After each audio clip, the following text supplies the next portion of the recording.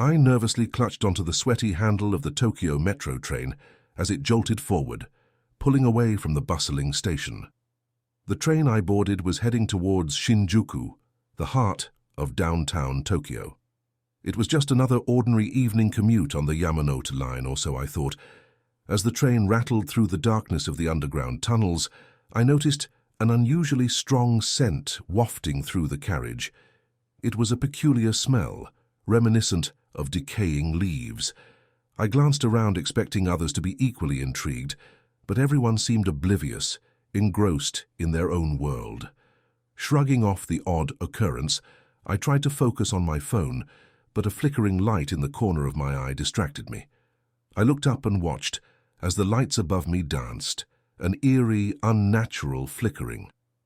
The darkness outside the window seemed to swallow the cityscape with an insatiable hunger.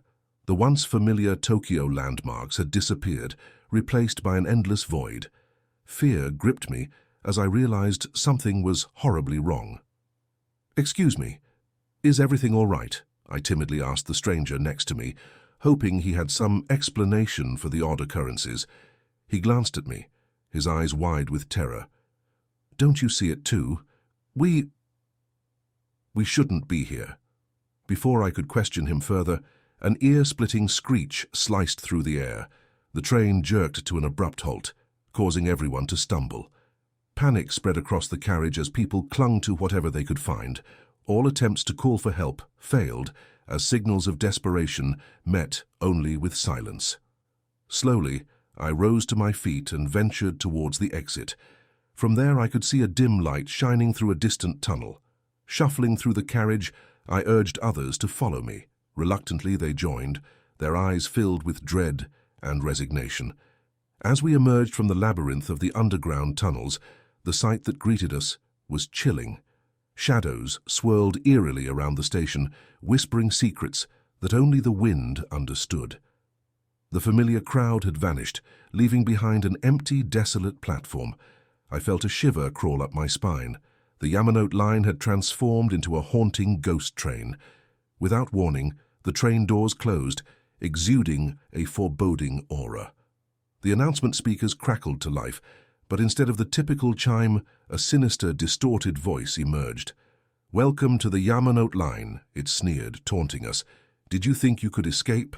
You're trapped now, forever destined to ride this cursed train."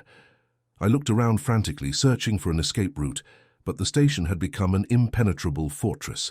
An icy hand gripped my heart as I realized the truth.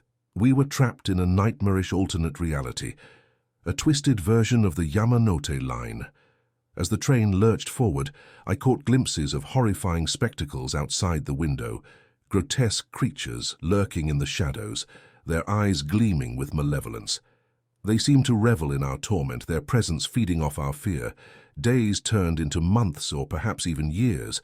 Time became an abstract concept in this nightmare realm. I watched as the once hopeful passengers gradually lost their sanity, their faces etched with despair. Sleep became a distant memory, and our bodies withered under the relentless torment.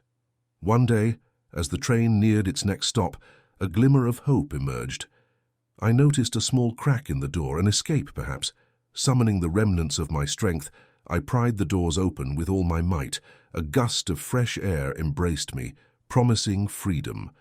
I gazed into the expanse of the unknown, ready to take the leap. But just as I prepared to jump, a skeletal hand emerged from the darkness, snatching me back into the train. It was too late. The doors closed, and I was condemned, trapped in eternal agony.